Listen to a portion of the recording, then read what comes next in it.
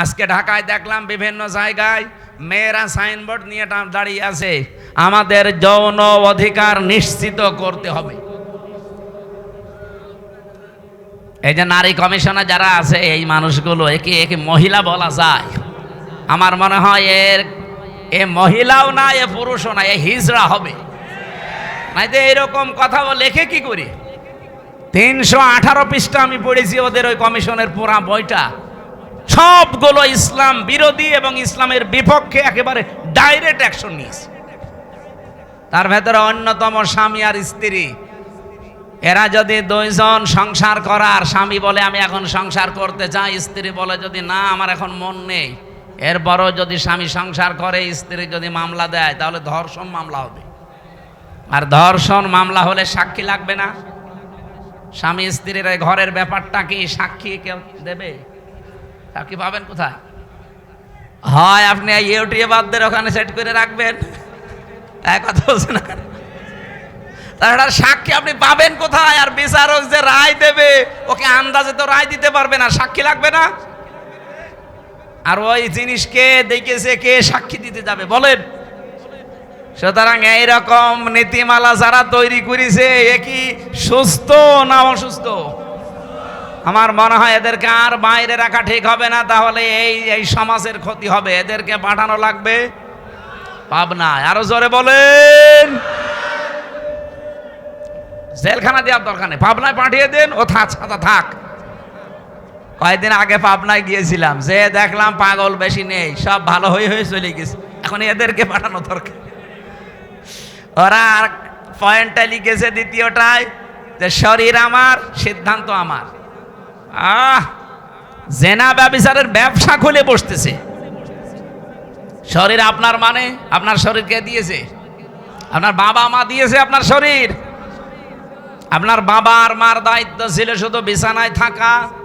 এই শরীরটা আমার আল্লাহ নিজে বানিয়েছেন। সূরা মুমিনুনের ভেতরে আল্লাহ পয়েন্ট আকারে দিয়েছেন যে তোরে কি করে বানালাম আমি। সুম্মা খালাকনান নুতফাতান আলাকাতান ফাখালাকনাল আলাকাতা মুদগাতান ফাখালাকনাল মুদগাতা ইযামা ইলা আখিরি আয়াত। আল্লাহ একে সিরিয়াল আকারে দিয়েছেন, আমি নুতফা এর আকারে, এরপরে আমি এটা মুদগা, এরপরে আলাক, এরপরে রক্ত গোশত চর্বি চামড়া দিয়ে একটা ছাউনি দিয়ে বাচ্চার আকার দিয়ে ছেলে না মেয়ে হবে সে সিদ্ধান্ত দিয়ে মায়ের পেট থেকে আস্তে করে বের করে নিয়ে আসি। আল্লাহু আখরাজাকুম মিন বুতুনি উম্মাহাতিকুম লা তা'লামুনা শাইআ। এই আয়াতগুলো পর্যালোচনা করলে দেখা যায় পুরাটা আল্লাহ পালন করেছে, বাকি শুধু সিস্টেমটা আমার আল্লাহ, যেহেতু মার বাবার কাছ থেকে শুধু সিস্টেমটা একটু। তাছাড়া আল্লাহ নিজেও আমাদেরকে বানিয়ে বানিয়ে আকাশ থেকে ফেলতে পারতো না? আমাদের আদি পিতাকে ফেলে নাই, কথা বলেন না কেন? আদি মাতাকে ফেলে নাই। তাদেরকে যদি আল্লাহ ফেলতে পারে, এমনকি বাবা ছাড়াও আল্লাহ বানাতে পারে হযরত ঈসাকে, প্রমাণ তো দুনিয়ায় আছে।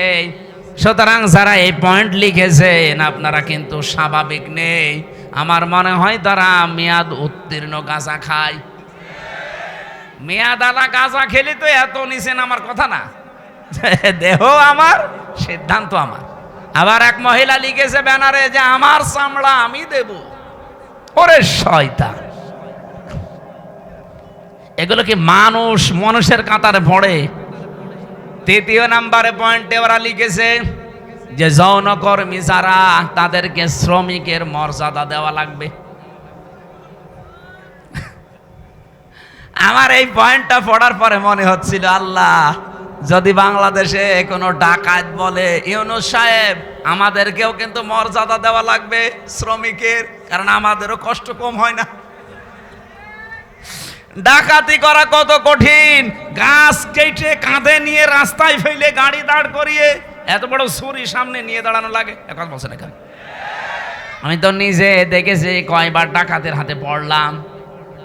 একবার পড়েছিলাম সাতক্ষীরায়, বিশাল এক গাছ কেটে 8-9 জন কাঁধে করে রাস্তার মাঝে দিয়ে গাড়ি থেমে গেল, সবার পেছনে পেছনে বড় বড় ছুরি। আমি তো কাঁচ খুলে দেওয়ার পরে দেখি মুখ বের করে কয়েকজন মুখ বাঁধা। আমার টাকা পয়সা চা, আমি আগেই বের করে বলছি নেন। বলছে হুজুর আপনার টাকাও নেব, আল্লাহ মাফ করবে। আরে শয়তান, এত কষ্ট করছে আর বলছে আপনার টাকাও নেব, আল্লাহ মাফ করবে। তাই আপনার কষ্ট হচ্ছে না যে কত বড় গাছ, আপনার ঘাম ঝরছে কপাল দিয়ে। এখন ওরা যদি কালকে থেকে আওয়াজ তোলে যে ডাকাতি করতে কম কষ্ট না, আমাদের শ্রমিকের মর্যাদা দেওয়া লাগবে, এ পর্যন্ত থাকলেও কিছু বলতাম না। কিন্তু সমস্যা হয়ে দাঁড়াবে, কারণ এই শব্দটা পুরা হাদিসের বিরুদ্ধে, কোরআনের বিরুদ্ধে।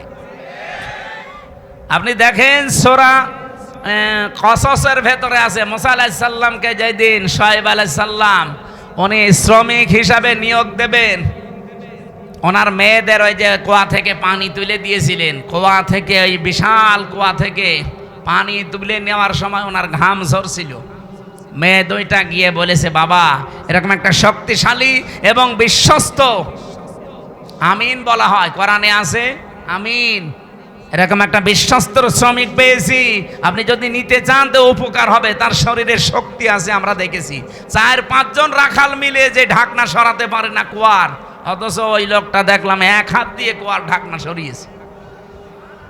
শ্রম দিলে মানুষের শরীর থেকে ঘাম ঝরে, এই ঘামের মর্যাদা এত বেশি। আল্লাহর নবী জানিয়েছেন আল কাসিবু হাবিবুল্লাহ, যারা কাজ করে খায় নিজের হাতে, ঘাম ঝরায় শরীর থেকে, এরা আর সাধারণ মানুষ থাকে না, এরা আল্লাহর বন্ধু। আর সেইটাকে আপনি কোথায় মিলাচ্ছেন বলেন? যে আপনি সেটাকে আজকে যারা দেহ ব্যবসা করে খায়, যারা পতিতা, যারা জেনা ব্যভিচারের একেবারে বাজার খুলে বসেছে, বাংলাদেশে এখন 1 লাখ মাত্র পতিতা আছে সারা বাংলাদেশ মিলে, সরকারি জরিপ। এই মানুষগুলোকে আমরা চাই, তাদের যদি সত্যি মর্যাদা দিতে চান, ডক্টর মোহাম্মদ ইউনূস একটা আলাদা বিভাগ খোলেন, খুলে তাদেরকে পুনর্বাসনের ব্যবস্থা করেন। হ্যাঁ, কথা বলছেন না কেন? কত ধনী মানুষের টাকা ব্যাংকে পড়ে আছে, ছাতা পড়ে যাচ্ছে, ও জানেই না কত টাকা আছে। ওই টাকাগুলোর কাছ থেকে নেন। মাত্র 1 লাখ যৌনকর্মী, এদের কর্মসংস্থান তৈরি করেন, দরকার হয় ওদের আলাদা আলাদা বিয়ের ব্যবস্থা করেন। এরপরে এই মানুষগুলোকে সেলাই মেশিন কিনে দেন, 2টা গরু কিনে দেন, 5টা ছাগল কিনে দেন। এই সমস্ত কাজ কারবারে নেই, ওনারা শ্রমিকের মর্যাদা দিতে চায়। যেই কয়জন কমিশনে আছে সবগুলো তিলক পরা আর টিপ পরা, এগুলো সব ওই স্বৈরাচারের দোসর, ওই খনি হাসিনার দোসর। এই 15.5 বছরে সব ওদের পক্ষে কথা বলতো, এখন হঠাৎ করে সুর পাল্টিয়েছে। আপনি সুর পাল্টান আর রং পাল্টান, কোরআনের বিরুদ্ধে আপনি অবস্থান নিয়েছেন। এই জন্য আমরা বারবার বলছি, এই কমিশনের রিপোর্ট তো দূরের কথা, ও কমিশনই দেশের মানুষ মানে না। এরপরও যদি বাধ্য করেন, আগস্টের 5 তারিখ কিন্তু শেষ হয়ে যায়নি, আবার আসতেছে। এই কথা বলেন না কেন? হাজারো আল্লাহর কোরআনের 13টা আয়াত ওরা ভুল ধরেছে। ভারতে আল্লাহর কোরআনের 26টা আয়াতের বিরুদ্ধে কেস দিয়েছে, আর এখানে অলরেডি 13টা আয়াতের বিরুদ্ধে ওরা মামলা দিয়েছে। মামলায় তো এটা, কারণ এর বিরুদ্ধে অবস্থান নেওয়া। কয়েকদিন পরে দেখবেন বলবে এটা বাতিল করেন, এটা আর মানি না। আল্লাহর কোরআনে আছে ইউসিকুমুল্লাহু ফি আওলাদিকুম লিযযাকারি মিসলু হাজ্জিল উনসায়াইন, এই পৃথিবীতে 1 পুরুষ যা পাবে 2 নারী তাই পাবে। এটা নদী মেয়েদের প্রতি অবিচার, বৈষম্য। এই জন্য আয়াত পাল্টাতে হবে। কত বড় ক্ষমতা আপনার!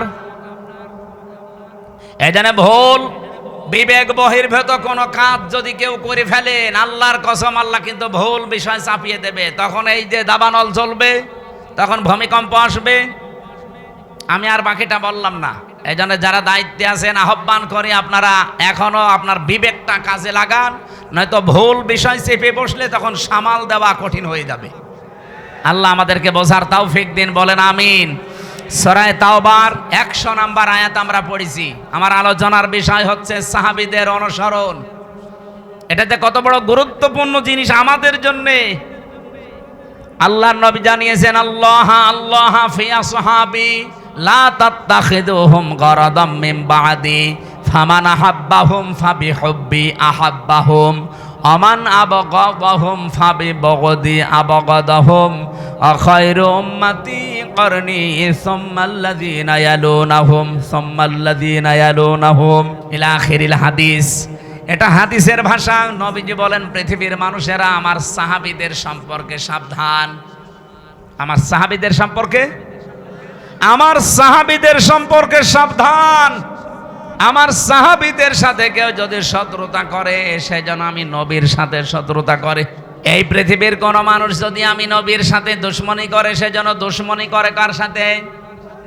বলেন বলেন, আল্লাহর সাথে। এজন্য আমাদের এই জায়গাটা খুব সেনসিটিভ জায়গা। আল্লাহ এত বেশি প্রশংসা দিয়েছেন সাহাবায়ে কেরামের, যেহেতু আল্লাহ তাদের উপরে বলে দিয়েছেন রাদিয়াল্লাহু আনহুম ওয়া রাদু আনহু, আমি নিজে তাদের উপরে খুশি হয়ে গেছি যেমন তারা আমাদের উপরে খুশি আছে। সুতরাং তাদের পথ অনুসরণ অনুকরণ করলেই আল্লাহকে সন্তুষ্ট এবং রাজি খুশি করা যাবে বলে আমরা কোরআন থেকে তথ্য পেয়েছি। এই যে দাম্পত্য জীবনের কলহ এবং তার সমাধান, পুরুষের এবং নারীদের দুইটা শ্রেণীরই সমস্যা আছে আমাদের কম বেশি। আজকে এসে এই নোয়াখালী থেকে এক লোক এসেছে আপনাদের এখানে তালাকের মাসলা নিতে। তালাকের মাসলা দুইটা আছে, তো ইমামদের মতামত আমি দুইটাই বলেছি, আপনি যেটা মানবেন মানেন। এই জন্য তালাক কেন হয়, স্ত্রীদের কারণে মানুষ কেন জেলখানায় থাকছে এখন এই যে 3 বছর, আমার মনে হয় 100 জনের 60-70 জন শুধু বোর কারণে জেল খাটতেছে। এই জন্য মেয়ে লোক থেকে খুব সাবধানে থাকবেন। পারতপক্ষে কোনো মেয়ে লোকের সাথে মোবাইলে কথা বলতে যাবেন না। কোন পানি কোন দিকে গড়ে না আপনি মুসিবতে পড়বেন। এই বইটা এই গাড়িতে আছে, যাওয়ার সময় নিয়েছেন, কাজে লাগবে। 120 পৃষ্ঠা আছে এর ভেতরে। এই ঈদগাটায় আপনারা বছরে বছরে 2 বার নামাজ পড়বেন, এটা যেন আপনাদের দায়িত্বে দিয়ে গেলাম। শেষ করবেন কাজগুলো যতটুকু আছে। মান বানা লিল্লাহি মাসজিদান আছে, বানাল্লাহু লাহু বাইতান ফিল জান্নাহ। নবীজি বলেন, কেউ যদি একটা সেজদার জায়গা বানিয়ে দেয়, তার জন্য আল্লাহ নিজে জান্নাতে ঘর বানায়। সেজদা দিতে কি পুরা মসজিদ লাগে, পুরা ঈদগাহ লাগে? কতটুকু? একটা টাইলসের জায়গা হলেই হয়ে যায় সেজদা দেওয়া। কথা বলছেন না কেন? তাহলে একটা টাইলসের টাকাও যদি আপনি এখানে দেন, তাহলে জান্নাতে আপনি একটা পুরা ঘর পাবেন। এই জন্য মান বানা লিল্লাহি মাসাজিদ, আল্লাহ নবী দেয়নি মাসজিদান। একটা সেজদার জায়গাকে মসজিদ বলা হয়। সুতরাং এতটুকু একটা জায়গার দাম বা এই জায়গা সংস্কার করার জন্য যতটুকু যা লাগে, আপনি যদি একটা টাইলসের দামও দেন, জান্নাতে একটা ঘরের মালিক হয়ে যাবেন ইনশাআল্লাহ। বানাল্লাহু লাহু বাইতান ফিল জান্নাহ, আল্লাহ নিজে বলেন আমি ঘর বানাবো। সামর্থ্য থাকলে অবশ্যই দেবেন। যে যা গিয়েছেন ভেতর থেকে বের হয়ে যান, যান। সাহাবায়ে কেরামের মর্যাদা আকাশচুম্বী। তারকা দেখতে পান, তারকার চাইতে সাহাবায়ে কেরামের মর্যাদা আল্লাহর কাছে অনেক বেশি। তারা হেদায়াত প্রাপ্ত প্রত্যেকেই, আর প্রত্যেকেই জান্নাতি। আমরা বলি যে 10 জন সাহাবী আশারায়ে মুবাশশারা, কে বলেছে আপনাকে? খালি ওই 10 জনই জান্নাতি, আর বাকি যে লক্ষ লক্ষ সাহাবী এরা জান্নাত যাবে না? বলেন, ওই 10 জন সাহাবীর ভেতরে খাদিজাতুল কুবরার নাম আছে? বলেন না কেন? আয়েশার নাম আছে, ফাতেমার নাম আছে, তারা জান্নাতি না? ফাতেমা জান্নাতের নেত্রী হবে, সমস্ত মহিলাদের সর্দার। হযরতে আয়েশা সিদ্দিকা রাদিয়াল্লাহু তাআলা আনহা, হযরতে কি খাদিজাতুল কুবরা, তাকে আল্লাহ নিজে জান্নাত বানিয়ে দুনিয়ায় পাঠিয়ে সুসংবাদ দিয়েছেন এবং আল্লাহ নিজে তাকে সালাম দিয়েছেন। এই পৃথিবীতে একজনই মহিলা যে আল্লাহর সালাম পেয়েছে এবং জান্নাতে অলরেডি ঘর পেয়েছে জীবিত অবস্থায়। অথচ খাদিজা জীবনে একটা ওয়াক্ত নামাজ পড়েনি, এক ওয়াক্ত নামাজ পড়েনি, একটা রোজা রাখেনি, জীবনে একদিনের জন্য পর্দায় থাকেনি। বলেন, তার পুরা জীবন আমি পড়ে দেখেছি, জীবনে কোনোদিন তিনি পর্দায় ছিলেন না। নামাজ পড়লেন না, রোজা রাখলেন না, হজ করলেন না, যাকাতও দেননি, পর্দায়ও নেই। অথচ আল্লাহ সালাম দিয়েছে, জান্নাতে ঘর বানিয়ে পাঠিয়েছে। একটাই কারণ, কারণ উনি ইন্তেকালের পরে এই বিধানগুলো নাজিল হয়, এই জন্য উনি মানতে পারেন না। কিন্তু আল্লাহ তাকে খুশি হয়ে সালাম দিলেন কেন? জান্নাতে ঘর বানিয়ে সুসংবাদ পাঠালেন কেন? তার পুরা জীবন পড়ে দেখবেন, জীবনে 1 সেকেন্ডের জন্যও কোনোদিন স্বামীর মনে উনি দুঃখ দেননি। এরকম মহিলা তো এখন ঘরে ঘরে। এখানে একজন স্বামী হাত তুলতে পারবেন যে জীবনে কোনোদিন আমার বউ 1 সেকেন্ডের জন্য আমাকে দুঃখ দেয়নি, কষ্ট দেয়নি? বলেন তো এরকম একজন। মিথ্যা কথা বললে আপনার খবর আছে ভাই। আপনি দুঃখ পাননি নাকি বউ খুশি করার জন্য মনে করছেন যে না বলে ফেলি? বউ তো নেই না, আমি হাসির জন্য বলি নাই ভাই, আমি হাদিস বললাম। দেখেন এই যে হাজার হাজার স্বামী আমরা মা বোনেরা যারা এসেছেন, আমি জানি না আপনারা আছেন কিনা। আপনি চিন্তা করেন, আপনি নামাজ পড়েন, রোজা রাখেন, কালো বোরকা পরেন, নফল রোজাও রাখেন, একটা স্বামী হাত তুলতে পারলো না।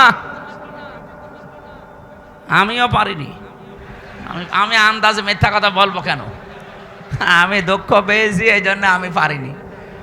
এখানে আমার একটা স্বামীও পেলাম না। মা বোনেরা, জান্নাত যাওয়া কিন্তু কঠিন হয়ে যাবে।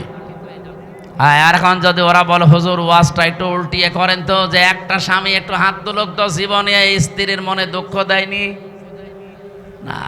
বাবা শাহজালাল, এখানে হবে না হালাল না। আমাদের চরিত্র আমরা কন্ট্রোল করব। স্ত্রীর গায়ে যারা হাত তোলে, এর মতো ইতর মানুষ দুনিয়ায় নেই। হাত না তুলে, হাত তোলা একেবারে হারাম কাজ না। আপনি তুলতে পারবেন যদি ফরজ নামাজ না পড়ে, দরকার হয় হাত তুলবেন, কিন্তু 4 জায়গায় কিন্তু মারা যাবে না। মুখে, বুকে, পিঠে, মুখে, মাথায়, মুখে, বুকে আর পিঠে, এই 4 জায়গায় স্ত্রী লোকের হাত দেওয়া জায়েজ নেই। যদি এই 4 জায়গা বাদ দিয়ে কোনো জায়গায় মারতে চান, আপনি মারবেন। খালি নামাজ না পড়লে, রোজা না রাখলে, ফরজ রোজা, জায়েজ যে পর্দাটা আছে, এই পর্দাটা যদি না করে, আর 4 নম্বরে যদি স্বামীর জায়েজ কথা না শোনে। কথা বোঝা গেছে? মা বোন যারা এসেছেন, আপনার জান্নাত পাওয়া অতি সহজ। স্বামী যখন বাইরে থেকে আসবে কর্মজীবন শেষ করে, দুনিয়ায় যত কাজ আপনার হাতে থাক সব বাদ। এখন তারে সময় দেওয়া, তার কথা মতো চলা, এখন তাকে খুশি করা পৃথিবীর সবচাইতে বড় ইবাদত। শুধু যদি ফরজ নামাজটা আর ফরজ রোজা না হয়। কোন স্বামী যদি পছন্দ করে যে আমার বউ হাতা কাটা ব্লাউজ গায়ে দিলে আমার ভালো লাগে, আপনি তাই দেবেন। কি কথা বলছেন না কেন? ওরা গায়ে দেয় কিন্তু স্বামীর জন্য না, ওই মার্কেটে যাওয়ার সময়। যে মহিলা এরকম উল্টাপাল্টা পোশাক পরে রাস্তাঘাটে আসে, কি স্বামীকে খুশি করার জন্য না পাবলিক? আপনি একটা দাজ্জুস, আর দাজ্জুসের জন্য জান্নাত হারাম। নামাজ পড়ে, রোজা রেখে আর কালো বোরকা পরে কি করবেন? আমরা খাদিজাতুল কুবরার মতো মহিলা চাই। কথা বলেন না কেন? বলতে ঠিক। তো মুহাম্মদ রাসূলুল্লাহর মতো পুরুষ হওয়া লাগবে না? তুমি তো যৌতুক নেওয়ার উস্তাদ, আবার খাদিজার মতো বউ চাই।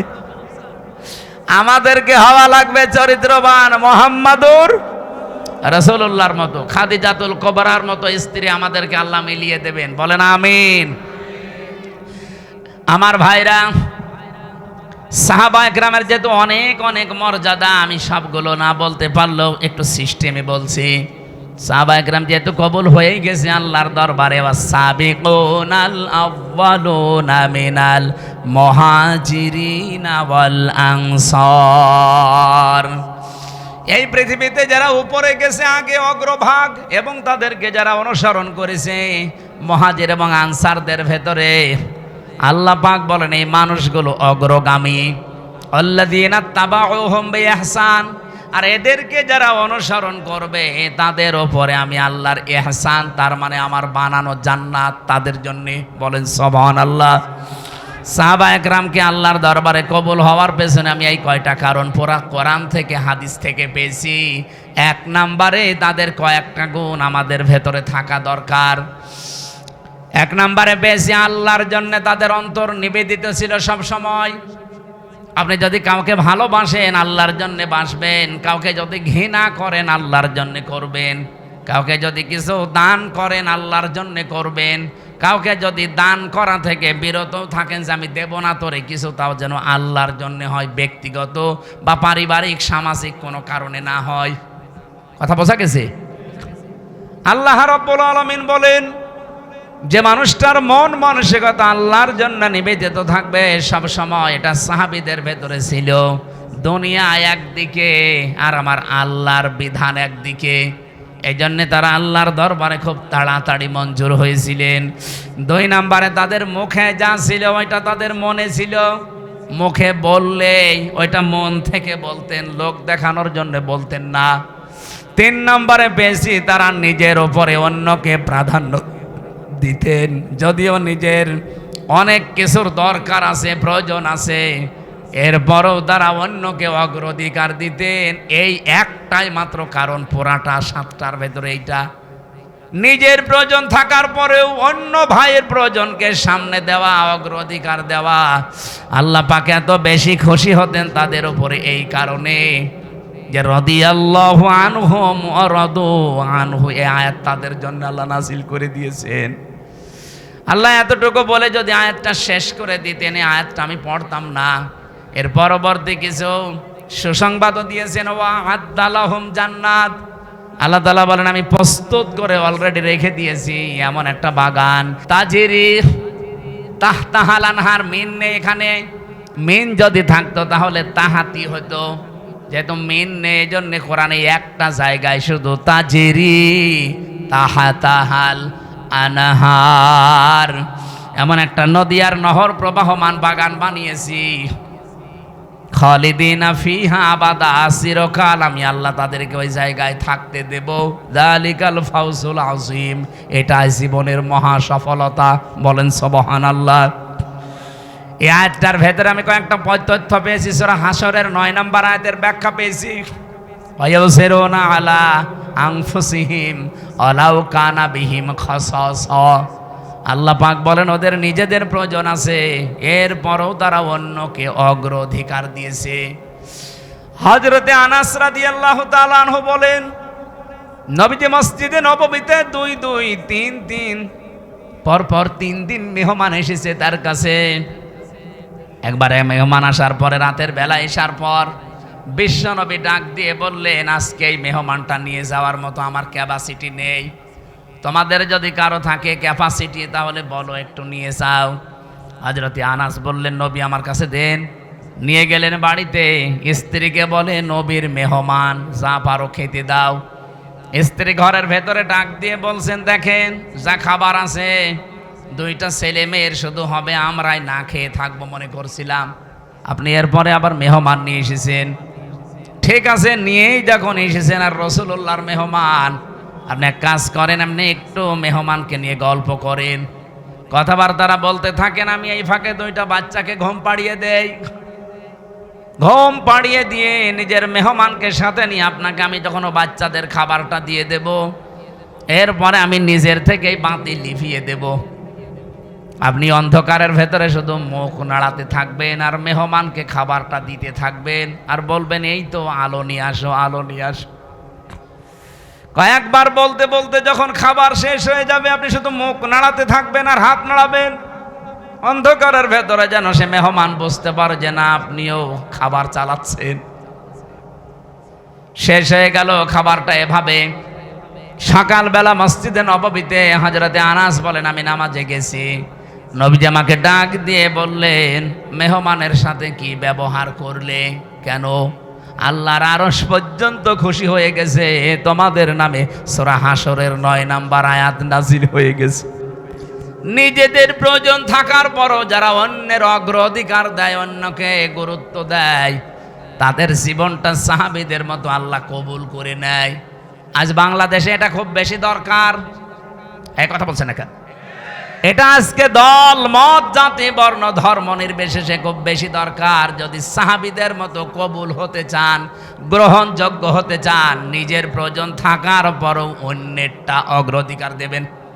এটা আমাদের অনেকের মন আছে, কিন্তু আমরা পেরিয়ে উঠি না বড় কারণে। আমার বোনের জন্য, আমার ভাইয়ের জন্য, আমার চাচার জন্য, আমার ফুফুর জন্য আমার মন আছে, আমি কিছু করব, আমার অগ্রাধিকার দেওয়া দরকার তাদের গুরুত্বের, তাদের পরিবারের, তাদের অসচ্ছলতার। কিন্তু অনেক পরিবারে আছে বউ শুধু টান দিয়ে ধরে, না অত দরকার কি? এরকম বউ দেশে নেই? কার বউ এরকম আছে মন ছোট? হাত তোলেন তো। না, এলাকায় ওসব নেই। এরপরে সাহাবায়ে কেরাম কবুল হওয়ার পেছনে কারণ পেয়েছি 4 নাম্বার, তারা লোক দেখানো কোনো কাজ করতেন না। আল্লাহ পাক বলেন, আল্লাযীনা হুম ইউরাউনা ওয়া ইয়ামনাউনাল মাউন। আমরা যা করি যতটুকু ছোট হোক আর বড় হোক যেন আল্লাহর জন্য হয়। 5 নম্বরে পেয়েছি তারা কাফেরদের প্রতি বড় কঠোর ছিলেন। এটা সূরা ফাতিহার 29 নম্বর আয়াতে এই তথ্যটা পাবেন। মুহাম্মাদুর রাসূলুল্লাহ ওয়াল্লাযীনা মাআহু আশিদ্দাউ আলাল কুফফার। সাহাবায়ে একরাম আল্লাহর দরবারে কবুল হয়েছিলেন, তার 5 নম্বরে কারণ ছিল তারা কাফেরদের প্রতি বড় কঠোর এবং ভয়ঙ্কর ছিলেন। আজ যারা কোরআনের বিরুদ্ধে 13 জায়গায় হাত দিয়ে কোরআন পাল্টাতে চায় এরাও কাফের। বাংলাদেশে দলমত দেখা যাবে না, এই জায়গায় নবীর উম্মত এবং সাহাবীদের অনুসরণ করার ক্ষেত্রে কঠোর হওয়া লাগবে। আমরা কঠোর হতে রাজি আছি না? সামনে সব দলমত নির্বিশেষে কঠোর হয়ে যাবে। আইন পাশ করা দূরের কথা, ওরা যেন ভয়ে কাঁপতে থাকে। আমরা তো আল্লাহর দরবারে সাহাবীদের মতো কবুল হতে চাই। আল্লাহ আমাদের তৌফিক দিন, আমিন। আরো জোরে বলেন। দুনিয়ায় সেই কয়দিন বেঁচে আছেন, আমি কালকে নাটোরে লালপুর না বাগাতে পড়াইছিলাম, ওখানে এই পয়েন্টটা বলেছিলাম, কেউ যদি জুলুম করে সামনে মনে করেন যে আমি অমুক জায়গায় পৌঁছাবো, জীবনও পারবেন না। সাদ্দাত যেমন পারে নাই, জুলুম করে জান্নাত বানিয়েছিল, জান্নাত ভোগ করতে পারে নাই, দেখতেও পারে নাই, এমনকি চৌকাঠে পা দেওয়ার আগেই তার মরণ হয়েছে। হাসিনাও জুলুম করে করেও টার্গেটে পৌঁছাতে চেয়েছিল 41 সাল দিতে দেয়নি, 24 সালে শেষ। এই জন্য আগামীতে যারা চেয়ারে বসবেন, যদি জুলুমের মাধ্যমে বা জুলুম করেন কারো সাথে, আল্লাহর কসম, ইত্তাকি দাওয়াতাল মাজলুম ফাইন্নাহা লাইসা বাইনাহু ওয়া বাইনাল্লাহি হিজাব।